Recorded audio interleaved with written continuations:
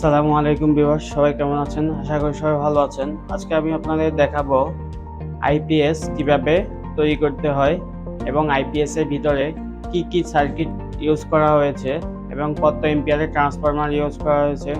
এই আইপিএসটি কত ওয়ার্ডের ব্যাটারি চার্জ দেওয়া যাবে, আমরা আজকে আপনাদের বিস্তারিত আলোচনা করব। চলুন দেখে নেওয়া যাক।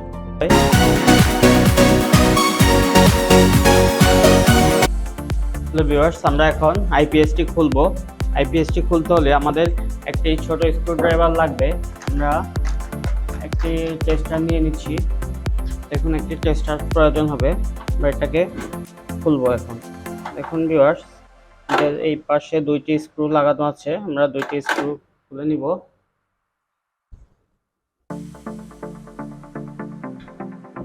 বড় স্ক্রুড্রাইভার নিচ্ছি। আমাদের স্ক্রুড্রাইভার দিয়ে খুলে নিচ্ছি। আপনাদের একটা স্ক্রুড্রাইভার লাগবে খুলতে হলে। আজকে আপনাদের সবকিছু দেখাবো কি কি আইপিএস তৈরি করতে লাগবে। আপনারা চাইলে খুব সহজেই একটি আইপিএস তৈরি করতে পারবেন। এই আইপিএসটি দেখুন ভিউয়ার্স, আমরা আইপিএস এর কভারটি খুলে ফেললাম।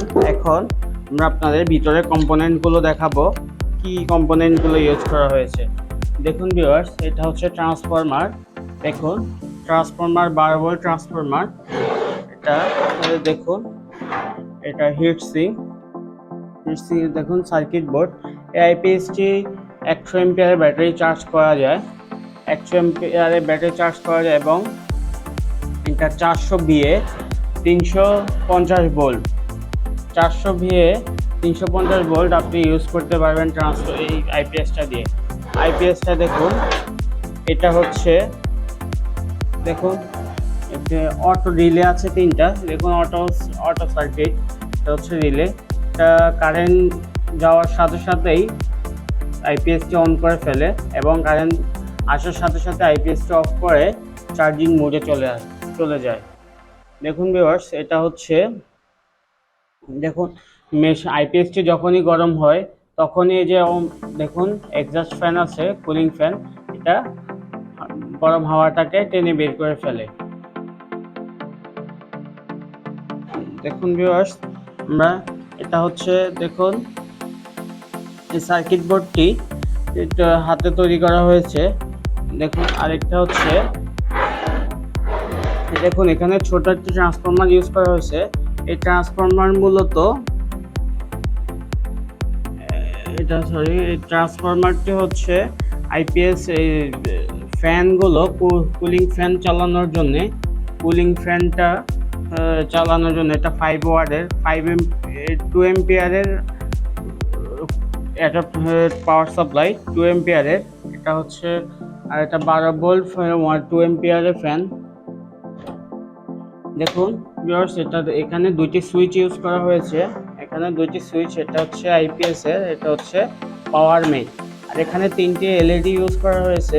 দেখুন, পাঁচটা 1 2 3 4 5 6টা। দেখুন ভিউয়ার্স, এটা হচ্ছে ওভারলোড ইন্ডিকেটর লাইট। যখনই আপনার ব্যাটারিতে আপনার আইপিএস এ ওভারলোড হয়ে যায়, মানে আপনার ফ্যান লাইট যদি ওভার হয়ে যায়, আপনার ওয়ার্ডের মেশিনে যতটুকু ক্যাপাসিটি আছে অতটুকু ওভারলোড হলে এখানে ইন্ডিকেটর লাইটটা জ্বলবে। আর ইলেকট্রিসিটি যাওয়ার সাথে সাথে আইপিএস অন হয়ে যাবে, এই যে আইপিএস অনে ইন্ডিকেটর লাইট। আর এটা হচ্ছে কারেন্ট আসার পরে যখন চার্জিং হবে, চার্জিং ইন্ডিকেটর লাইট। তারপরে এসি কানেকশন পেয়েছি কিনা সেটা এসি কানেকশন, যখনই ব্যাটারি ফুল চার্জ হবে, যে ফুল চার্জে ইন্ডিকেটর লাইট। আরেকটা হচ্ছে ব্যাটারি যখনই আপনার চার্জ শেষ হয়ে যাবে, ইলেকট্রিসিটি থাকবে না, তখন লো ব্যাটারি দেখাবে, যে লো ব্যাটারি ইন্ডিকেটর লাইট। দেখুন ভিউয়ার্স, আমরা হচ্ছে এখন ইন্ডিকেটর লাইটটি কোথাও কানেকশন করা হয়েছে। দেখুন, আমাদের এখানে কানেকশন করা হয়েছে। আমাদের এখানে যে ট্রান্সফরমারটি ইউজ করা হয়েছে ছোট 2 এম্পিয়ারের 12 ভোল্ট, ওইটার দেখুন এখান থেকে কানেকশনগুলো দেওয়া হয়েছে। দেখুন ভিউয়ার্স, আমাদের এখানে কানেকশনগুলো জাম্পার লাগিয়ে যে দেখুন কানেকশনগুলো করা হয়েছে। এখান থেকে আপনার হচ্ছে পাওয়ারগুলো ইন্ডিকেটর লাইটটি এই যে কনভার্ট করা, এই যে দেখুন এখানে এটাতে হচ্ছে টাইমিংগুলো সেট করা আছে। দেখুন ভিউয়ার্স আমাদের এটা হয়ে গেছে, সরি আমাদের এটা বাঁকা হয়ে গিয়েছে, এটাকে একটু ঠিক করে নিচ্ছি।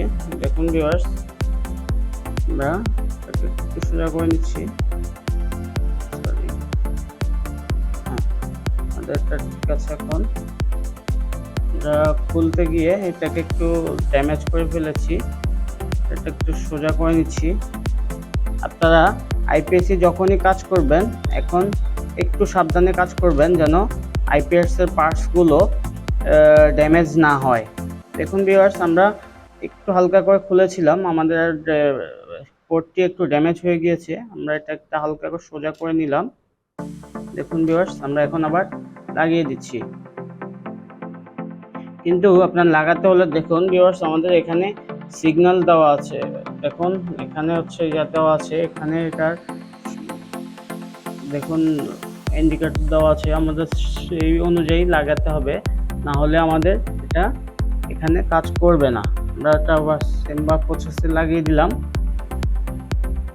এখন দেখুন ভিউয়ার্স আপনারা খুব সহজেই একটা আইপিএস বানাতে পারবেন। এই দেখুন একটা সার্কিট বোর্ড, একটা ট্রান্সফরমার নেবেন, ট্রান্সফরমার নেওয়ার পর আপনারা হচ্ছে দেখুন এখানে লোড দেওয়া আছে, এই লোডগুলো আপনারা একটি মিটার দিয়ে মেপে নেবেন, লোডগুলো কত লোড আছে, এম্পিয়ার কত, আপনারা এগুলো সবগুলো চেক করে নেবেন।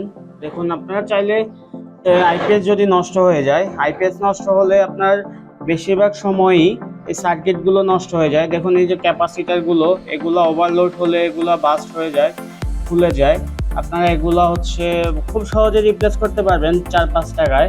আপনারা এই যে দেখুন এখানে 4 ক্যাপাসিটার আছে, মসফেট আছে, দেখুন ডায়োড আছে, দেখুন রেজিস্ট্যান্স আছে, আপনারা সেম কালার কোড অনুযায়ী আপনারা যদি যেটা নষ্ট হয় আপনারা ওইটা করতে পারবেন। আরেকটা দেখুন ভিউয়ার্স এখানে হচ্ছে এটা হচ্ছে আপনার এই দেখুন এখানে ভলিউম দিয়ে দেওয়া আছে, এটাতে হচ্ছে আপনার কত ভোল্টের ব্যাটারি চার্জ হবে, দেখুন কত ভোল্টের চার্জ হবে এটাতে দেখুন এখানে হচ্ছে আপনার কাট করতে হয়, এটা দিয়ে কাট করতে হয়। এটা হচ্ছে এখানে আরেকটা দেওয়া আছে আপনার কত ভোল্টের আউটপুট দিবে, এই দেখুন এখানে আর দুইটা আছে, আউটপুট কত ওয়াট হবে, এখানে কত ভোল্ট, 220 ভোল্ট, 230 ভোল্ট, এখানে ভোল্টেজ জন্য দেখুন দেওয়া আছে। আপনারা চাইলে খুব সহজেই একটি আইপিএস তৈরি করতে পারবেন।